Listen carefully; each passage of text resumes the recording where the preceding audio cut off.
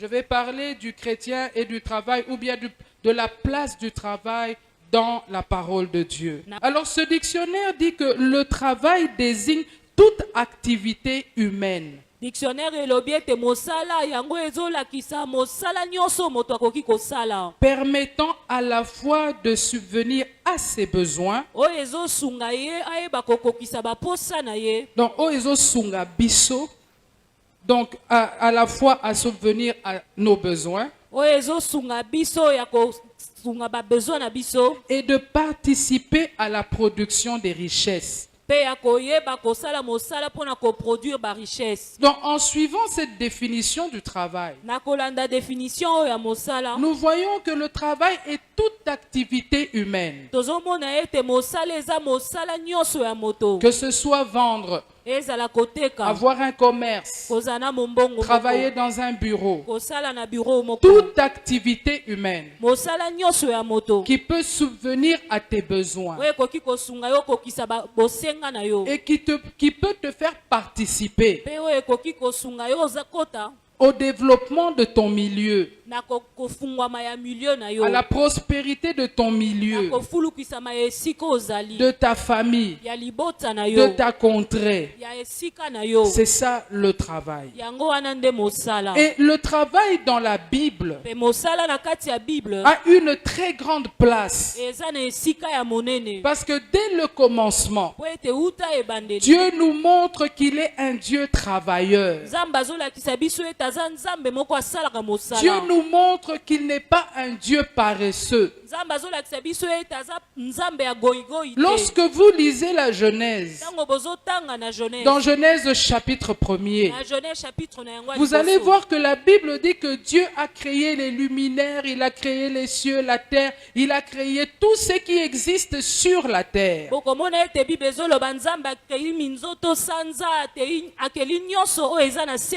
Et dans Genèse au chapitre 2, à partir du 1er jusqu'au 3e verset,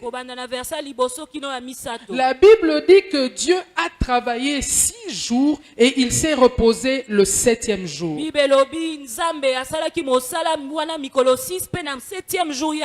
Donc dès le commencement, Dieu nous montre qu'il est un Dieu travailleur. Et lorsque maintenant il va créer Adam et Ève, il va d'abord les créer en esprit.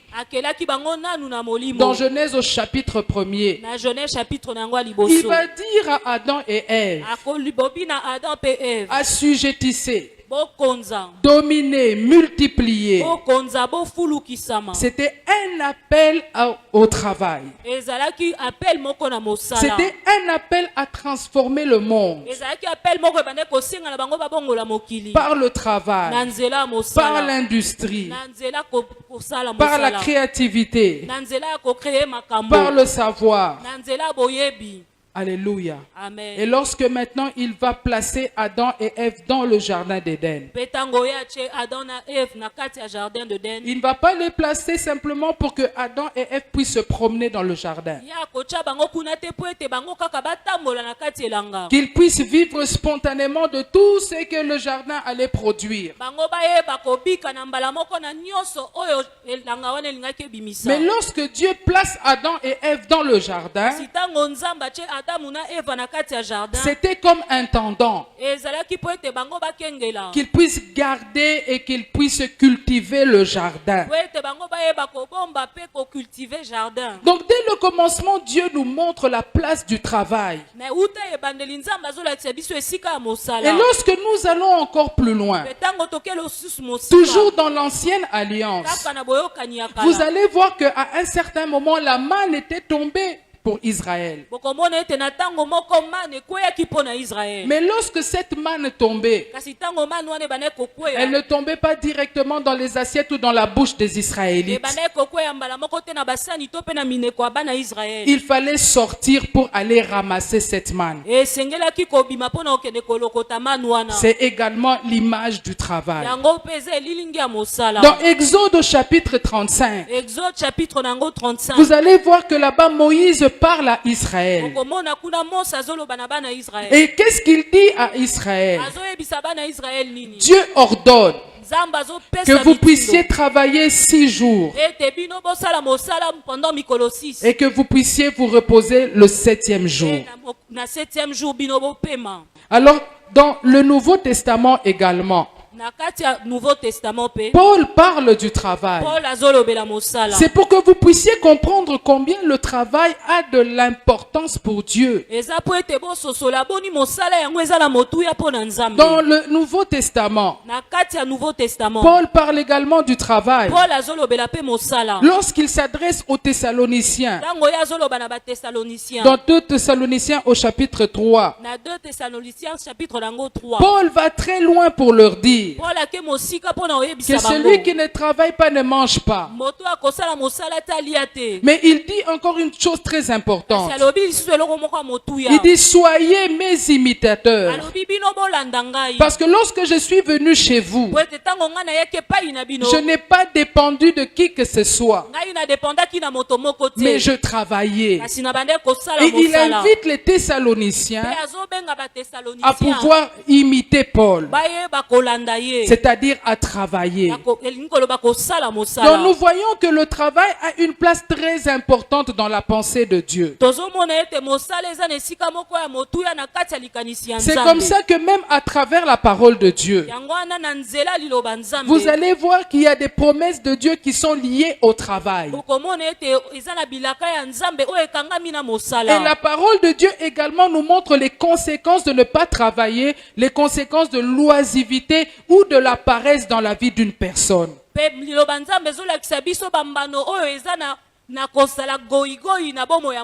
Alléluia. Est-ce que nous sommes ensemble? C'est pourquoi nous allons parler du travail pendant quelques dimanches. Et le Seigneur va nous bénir. Alors, bien-aimés dans le Seigneur, nous avons vu combien le travail est important dans la pensée de Dieu. Et lorsque quelqu'un ne travaille pas, lorsque quelqu'un est paresseux, lorsque quelqu'un est dans l'oisivité, il faut savoir qu'il y a des conséquences dans sa vie. Quand quelqu'un ne travaille pas, si c'est parce qu'il y a une maladie ou quelque chose qui l'empêche réellement à travailler, on peut peut-être comprendre. Mais il y a également des gens qui ont des handicaps mais qui travaillent. Donc quand quelqu'un ne travaille pas, quelqu'un est dans l'oisivité, il est dans l'inactivité, du matin au soir, il n'étudie pas, il ne se forme pas, il ne fait rien dans sa vie. Il y a des conséquences qui sont malheureuses dans sa vie. Premièrement, celui qui est inactif, il sera porté au péché. Ce n'est pas moi qui le dis, mais c'est la Bible qui le dit. Nous allons lire quelques passages qui nous le montrent. Mais regardez bien, la Bible nous montre quelque chose. David, lorsqu'il a été à un moment de sa vie inactif, la Bible nous montre qu'il s'est promené sur les toits. Et comme il était dans l'inactivité, il avait ce temps-là de se promener sur les toits. Et c'est là qu'il va remarquer Bathsheba. Tant qu'il était dans l'activité, il n'avait jamais remarqué Bathsheba. Je pense que Bathsheba se lavait tous les matins là où elle se lavait. Mais David ne l'avait jamais vu. C'est lorsque maintenant il était inactif, lorsqu'il n'avait rien à faire, qu'il l'a remarqué et qu'il l'a prise, et il est allé jusqu'à tuer son mari. Donc tu dois savoir que l'inactivité va te pousser dans le péché. Vous savez, les gens qui ne font rien, il se réveille le matin, il n'a rien à faire, il est là le matin, il sort, il se promène dans le quartier, il est là, il va chez les gens, de maison en maison. Ces personnes-là, sont des personnes très dangereuses. Vous allez voir que ces personnes-là, la plupart d'entre elles, sont des personnes médisantes. Sont des personnes qui connaissent tout ce qui se passe dans le quartier. Comme il n'a rien à faire, il se réveille le matin, il va chez elle, il va chez elle. Et si tu veux savoir qu'est-ce qui se passe dans les maisons des gens, va seulement lui poser la question. Parce qu'il a le temps d'observer. Il a le temps de voir que tel et tel ne s'entendent pas. Il a le temps de voir que ce papa-là a un mauvais comportement. Que dans cette maison-là, on n'a pas mangé. Que dans cette maison-là, il y a des problèmes. À cause de quoi? À cause de l'inactivité. Il ne fait rien. Il passe tout son temps sans aucune activité. Et cela pousse au péché. Regardez encore. Celui qui n'a rien à faire, il va développer dans son cœur la jalousie, la haine. Il sera jaloux des gens qui peuvent s'acheter quelque chose. Est-ce que c'est vrai ou c'est faux? Quand tu n'as aucun revenu, tu n'as aucune activité, tu ne vends pas, tu ne fais rien, la jalousie va prendre racine dans ton cœur. Lorsque tu vas voir quelqu'un qui peut s'acheter un habit, lorsque tu vas voir quelqu'un qui peut s'acheter une voiture, lorsque tu vas voir quelqu'un qui peut s'acheter une paire de chaussures, la jalousie va naître dans le cœur. La haine va naître dans le cœur. Pourquoi la haine et la jalousie vont naître dans le cœur? Parce que la Bible nous donne une raison. Et j'aimerais que nous puissions la lire ensemble. Dans Proverbe au chapitre 21. Au verset 25. Écoute ce que la Bible dit. La Bible dit, Proverbe chapitre 21, verset 25. Les désirs du paresseux le tuent, parce que ses mains refusent de travailler. Amen. Tu peux interpréter. La Bible dit que les désirs du paresseux le tuent. Pourquoi? Parce qu'il refuse de travailler. Ne pas travailler va t'emmener dans le péché. Okokoma na zuwa ya batu msusu. Okokoma na ba envie. Otali mutozo envier. Okomi koina mutu. Pourquoi? Parce que lui peut subvenir à quelques-uns de ses besoins. Yozana posa bilamba. Ozana posa bakabelo. Ozo kokate. Pourquoi? Parce que tu n'as pas de revenus. Amen. Vous allez voir d'autres personnes. Il est paresseux, il ne fait rien. Homme comme femme. Et comme mayo, na prostitution, na kindumba. Alléluia. Amen. Oui. Cela va t'amener pourquoi dans la prostitution? Parce que tu as des désirs dans ton cœur. Tu as des envies dans ton cœur. Tu as envie de bien t'habiller. Tu as envie de bien vivre. Tu as envie de bien manger. Mais le fait de n'avoir aucune activité, même vendre, tu ne vends pas. Tu ne fais rien. Tu n'étudies pas. Tu es là à passer le temps du matin au soir. Tu iras dans la prostitution. C'est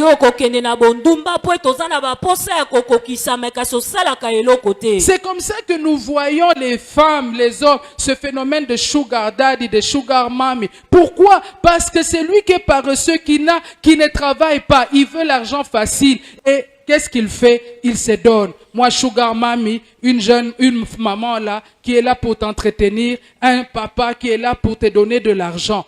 Bien aimé. Yangwana tokomona lelo phénomène babengi ba sugar daddy pe ba sugar mami pona kozanga kosala mosala elenge mwasi azana mwa tata na ye moko elenge mobali azana mwa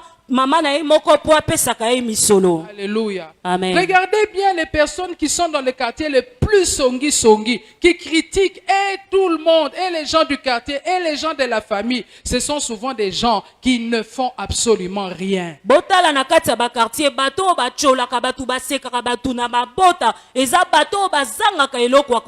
Regardez ce que Paul dit dans 1 Timothée au chapitre 5.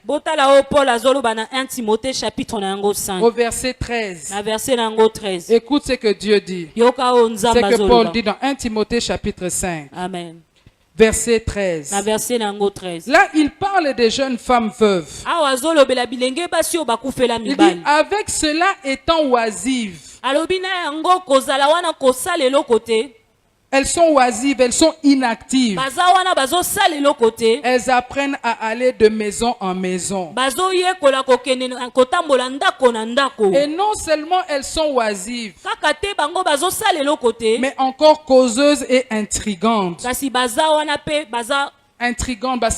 Complot. Disant ce qu'il ne faut pas dire.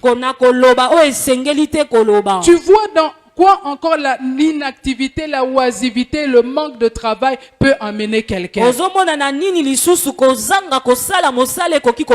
Dans les intrigues. Tu es là à comploter pour les gens de ton quartier, les gens de ta famille. Tu es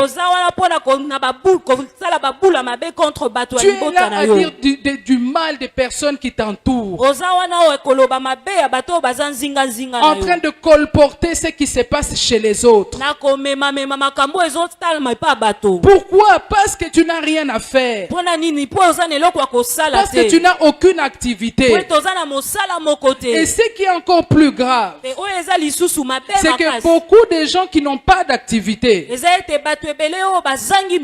gens qui sont paresseux, ce sont aussi des gens qui sont très orgueilleuses. Vous allez voir quelqu'un qui va vous dire, il y a des choses que moi je ne peux pas faire. Non, moi je ne peux pas travailler dans la maison de quelqu'un. Moi je ne peux pas vendre des makala. Moi je ne peux pas commencer à donner à crédit des soutiens et des slips. Pourquoi? Parce qu'il est orgueilleux. Il y a des gens qui ont des diplômes. Il n'a pas encore trouvé de travail. Mais il préfère rester à la maison. Il préfère rester sans rien faire. Parce qu'il y a des choses qu'il estime que lui ne peut pas faire. Parce qu'il estime que ces choses-là sont en dessous de sa personnalité. Je vais vous donner un exemple. Là où moi je travaille, il y avait quelqu'un qui travaillait là, qui était comme un mamba, ce qu'on appelle communément le mamba. Alors cet homme-là, il avait vraiment de bonnes manières. Donc azaki soki boye na tongo ayambi bino bien. Alléluia. Amen. Akoyamba bino bien. Azoloba pe français ya kitoko. Yango batu ebele bakamwaki azoloba bien maman Suzy. Azaki mamba na tenu ya ba mamba. Akoya la kisibino botia mituka wana. Bonjour monsieur, bonjour madame. Alors azalaki wana, un jour après plusieurs temps, il est venu me dire, madame naïro pesa au revoir, je suis venu te dire au revoir. Nobi, ah pourquoi? Balongoli na musala alobite, balongoli na musala te. Mais quand na système nanga ya accueil, j'ai rencontré quelqu'un qui m'a posé la question. Naibisi naza licencié en droit. Mais étant donné que naza na musala te, étant donné que na koki jamais kotika la bongo, j'ai des petits frères, j'ai des petites sœurs, toza ba orphelins.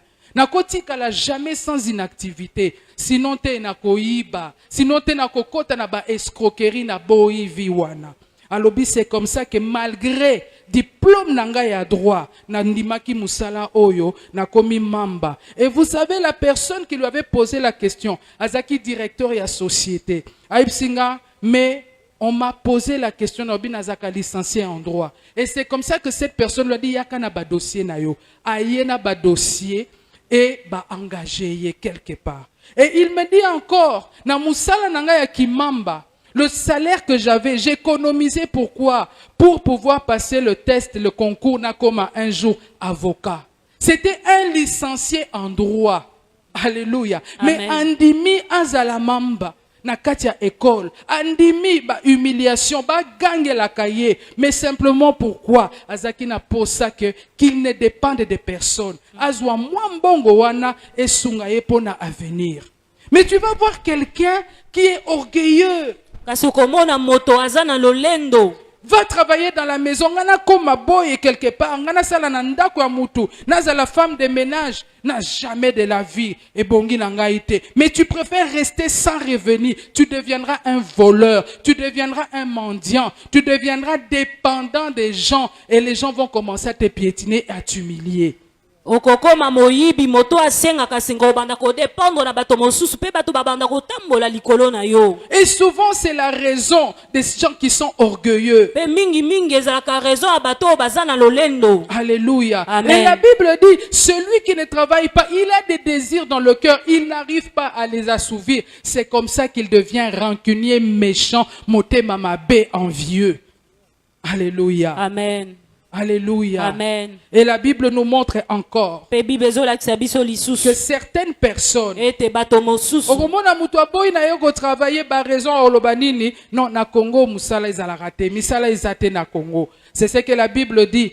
Celui qui est paresseux, il donne des raisons. Il dit qu'il y a un lion qui est dehors. Oh, na Congo, misala ezate. Il n'y a pas de travail. Est-ce que c'est la vérité qu'au Congo, il n'y a pas de travail? Est-ce que ça solo était na Congo misala ezate? Parce que lorsque nous sommes ici, la plupart des gens voient le travail comme seulement travailler dans ces sociétés téléphoniques. Dans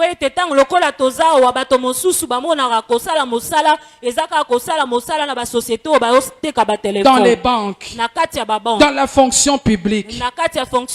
Alors que tu peux toi-même, si personne ne t'engage, tu peux devenir ton propre patron toi-même. Tu peux toi-même créer ta propre activité. Parce que tu refuses d'être dépendant de qui que ce soit. Regardez, lorsque vous n'avez aucun revenu, lorsque tu ne fais aucune activité qui peut te gérer, ne fût-ce que le peu pour manger, sache que même les promesses de Dieu ne vont pas s'accomplir dans ta vie. Parce que lorsque Dieu a dit tu seras la tête, c'est en travaillant que tu peux devenir la tête. Lorsque Dieu a dit tu seras élevé, c'est en travaillant qu'il va te donner cette position d'élévation. Mais si tu ne fais rien, si tu ne fais absolument rien, tu seras dans cette position de bassesse. Tu seras dans cette position de queue. Tu vas dépendre des gens. Alléluia. Amen. Si quelqu'un est d'accord avec moi, qu'il dise Amen. Celui qui ne travaille pas, tu deviendras un mendiant. Je ne suis pas juriste, mais je crois que la mendicité est également, elle est également punie dans la loi chez nous. C'est une infraction. C'est une infraction. Voilà. Il y a un juriste. Amen. Amen. Donc, la mendicité est une infraction qui est punie dans notre loi. Alléluia. Amen. Tu deviendras un mendiant. Tu deviendras, vous savez, ces personnes-là, ils viennent te voir, maman Nicole, pourquoi? Parce qu'elles ont le 10 francs au PSAE. Amen. Alléluia. Amen. C'est comme ça qu'au monde na batu msusu bango kaka te na kati ya famille batu bazaka mitema mabe bakipaka batu te. Pourquoi? Parce que posa na ye bakipaka ye vi na ye mobimba. Il faut savoir que eza malédiction tala soki okomi na âge moko boye tu dépends toujours ba pesa yo mbongo ba latisaka yo tala. Il faut chercher à faire quelque chose. Et sengeli ko luka ko sala eloko moko. Alléluia. Il faut chercher à avoir un revenu. Tu vas voir quelqu'un, on lui offre un téléphone. On lui donne un téléphone. Alors qu'est-ce que, au lieu de quoi? De prendre ce téléphone et se dire même comment est-ce qu'il peut rentabiliser ce téléphone. Il va encore rentrer chez toi. Où sont les unités? Où sont les unités? Alors qu'avec ce téléphone-là, si quelqu'un te donne également les unités, tu peux faire un petit commerce avec. Tu peux commencer même à passer des appels pour les gens. Avec le peu que tu auras là, tu peux économiser. Acheter même une douzaine de caleçons que tu commences à donner à crédit. Ne reste pas sans rien faire. Ne reste pas même. Peut-être que tu ne travailles pas, mais tu peux te former. Peut-être que tu es en train d'étudier, mais ce qui est important, c'est de ne pas rester inactif. C'est de ne pas rester dans la paresse, mais pouvoir faire quelque chose pour que tu puisses vivre. Si tu es d'accord avec moi, est-ce que tu peux dire Amen? Une autre conséquence de la paresse ou de l'oisiveté ou du manque de travail, c'est que lorsque tu ne travailles pas, tu deviendras esclave des gens. Si tu ne travailles pas, si tu dépends de ce que les gens te donnent, si tu es une personne qui aime quémander par-ci par-là, sache que tu deviendras esclave des autres. Je pense que nano mona te ba ko salisa yo ba misala oza nango posa ko salate. Na ko si to na lobi vérité. Alléluia. Amen. Quand tu dépends de quelqu'un, il te donne tout. Et ce qui est bizarre, tu vas voir maman Suzy, quelqu'un vient, on t'offre $10, tu n'as aucun revenu, tu ne fais rien, au tekakate, au va de la kabanda tongo tipo quoi. Muto apesio $10, tu te précipites, ok, au sombi mèche. Alors qu'avec ces $10 là, tu peux investir pour commencer à dépendre de toi-même. Il y a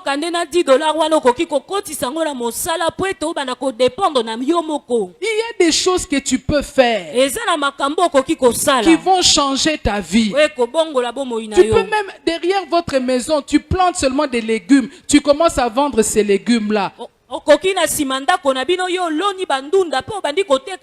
cela va te donner de l'argent que tu pourras encore investir pour aller plus loin.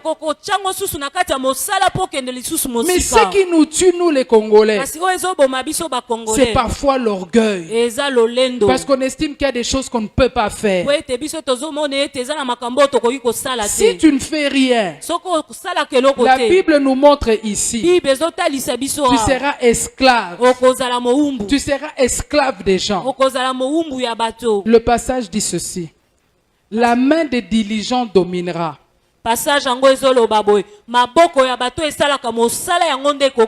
Mais celui qui ne fait rien sera esclave des autres. Donc, bien aimé dans le Seigneur, ne pas travailler, ne pas vendre, ne pas étudier, ne pas avoir une activité, te gardera toujours dans une position de pauvreté, de dépendance, de mendicité.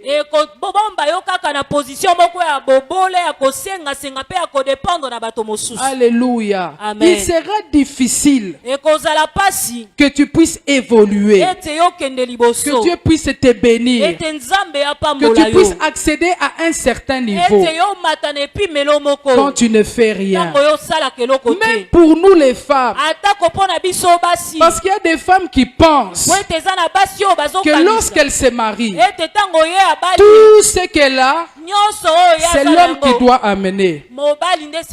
Mais laisse-moi te dire, toi qui es une jeune fille ici, toi qui es une maman ici, lorsque tu lis Proverbe chapitre 31, tu verras que la Bible parle de cette femme qui travaillait. Ne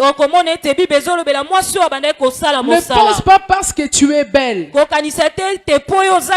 que tu dois aller dans une maison et t'asseoir et attendre qu'on t'apporte tout. Même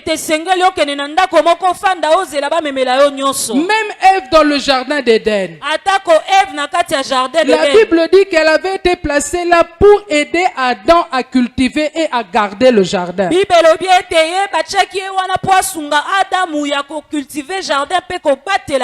la Bible dit encore dans Ecclésiaste que deux valent mieux qu'un, parce qu'ils retirent un bon salaire de leur travail. Donc que toutes les femmes qui sont ici puissent enlever de leur esprit que moi je serai dans la maison seulement pour faire des enfants, les éduquer et nettoyer la maison. Ce n'est pas mal, c'est très bien, mais tu dois aller au-delà de ça. Travailler. Si tu ne peux pas travailler dans un bureau, si tu ne peux pas travailler dans une entreprise, tu peux vendre, tu peux avoir un commerce. Mais ce qui est le plus important, c'est que tu puisses travailler, que tu puisses avoir des revenus, des revenus qui vont non seulement aider la maison, mais qui vont également t'aider toi-même. Ça fait du bien aussi quand toi-même tu gagnes l'argent. Est-ce que c'est vrai ou bien c'est faux? Là, je m'adresse aux femmes, ça fait du bien aussi lorsqu'on gagne de l'argent.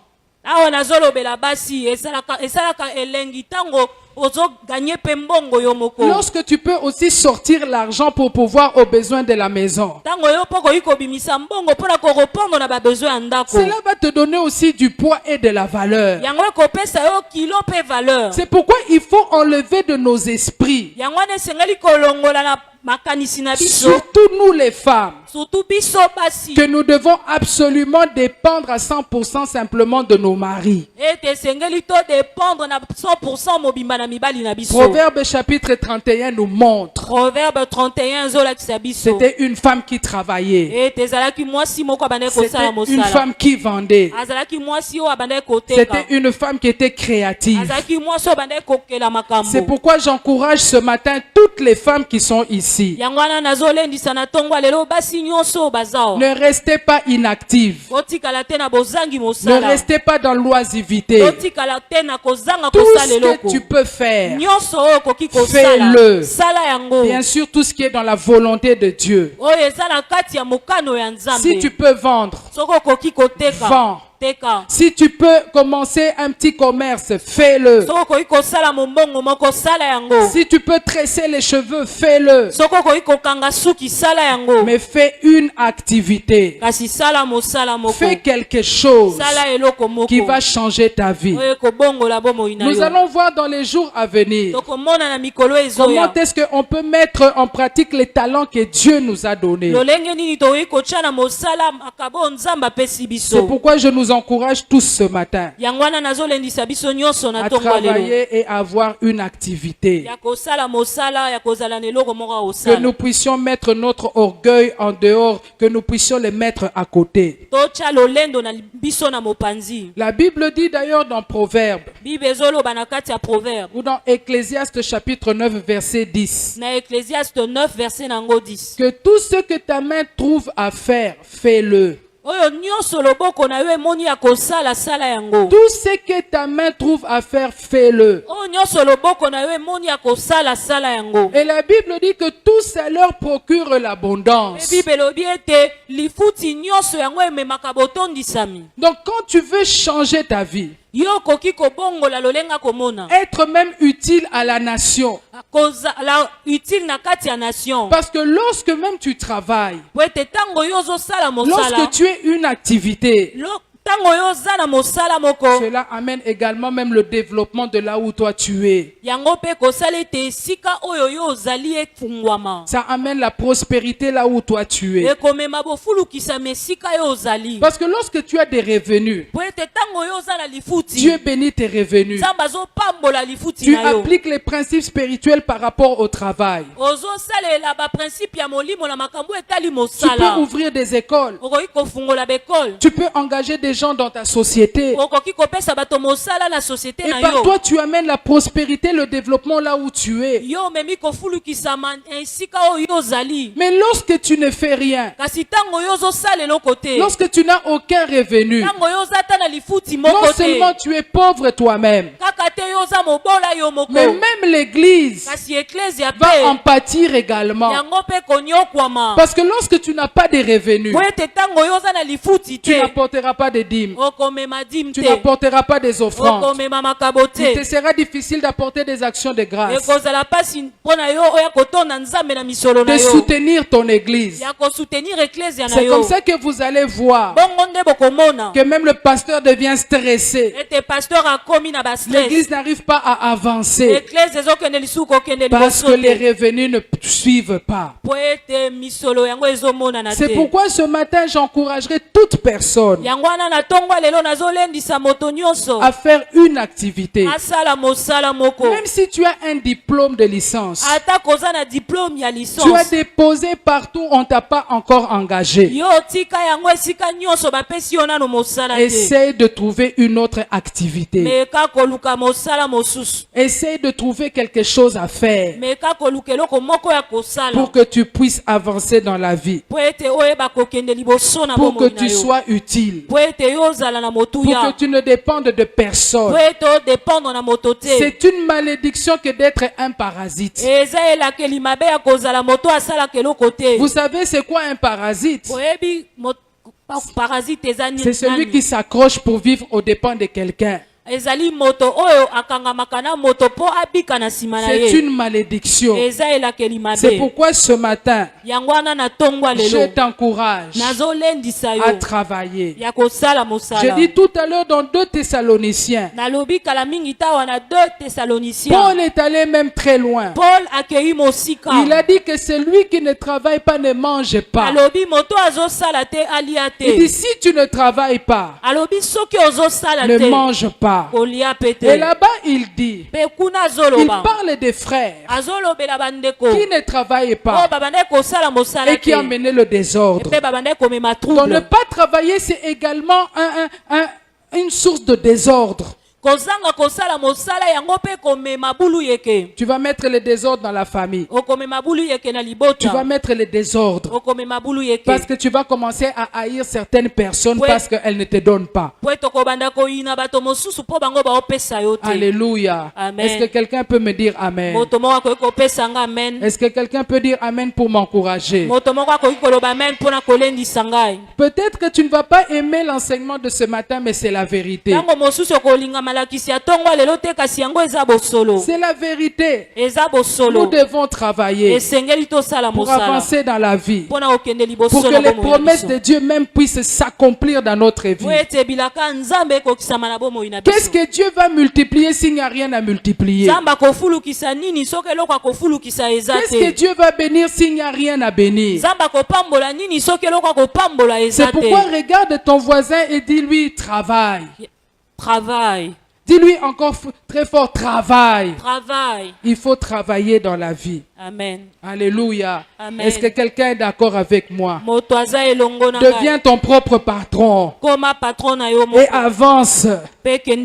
Alléluia. Amen. Dieu est le Dieu des faibles commencements. Tu peux commencer par un tout petit commerce et Dieu bénit ces commerces. Tu deviens un grand homme d'affaires, une grande femme d'affaires.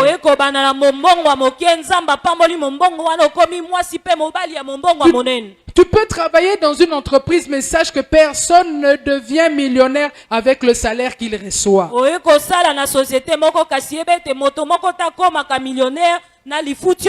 C'est pourquoi ne rate pas ces enseignements. Nous parlerons de tout cela.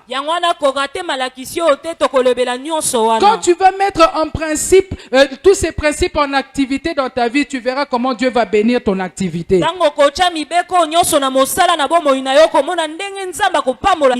Est-ce que quelqu'un est d'accord avec moi? Il faut travailler. Il faut se former. Toi qui es à l'école, étudie. Si tu n'as pas d'activité, commence déjà à réfléchir. Quelle activité tu peux faire? Tu peux vendre des épices. Tu mets juste une table là devant chez vous. Tu vends des épices. Tu peux vendre des jus. Tu peux vendre des yaourts. Et tu verras que lorsque tu fais ça, ta vie sera transformée et changée. Alléluia. Amen. Il faut travailler. Parce que notre Dieu, il bénit le travail. Dans Proverbe au chapitre 14, verset 23, je l'ai dit. Proverbe 14, verset 23, Dieu dit tout travail procure l'abondance. Tout travail procure l'abondance. Dans Deutéronome au chapitre 28 au verset 12. Dieu dit ceci.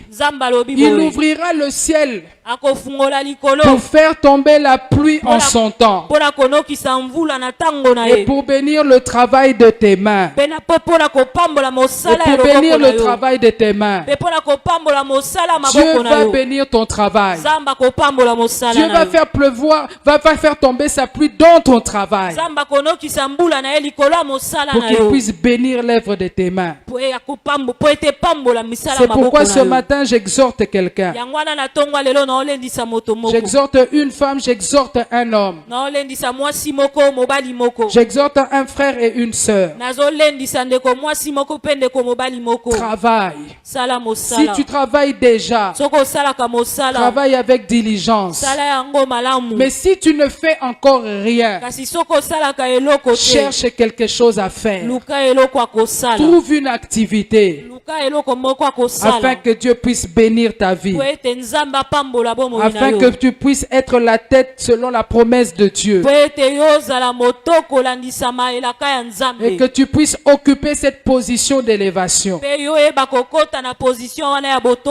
Est-ce que quelqu'un peut dire Amen avec moi? Est-ce que quelqu'un peut acclamer très fort le Seigneur? Alléluia. Amen. J'aimerais maintenant que nous puissions prier. Nous allons continuer le dimanche prochain. Lève-toi là où tu es.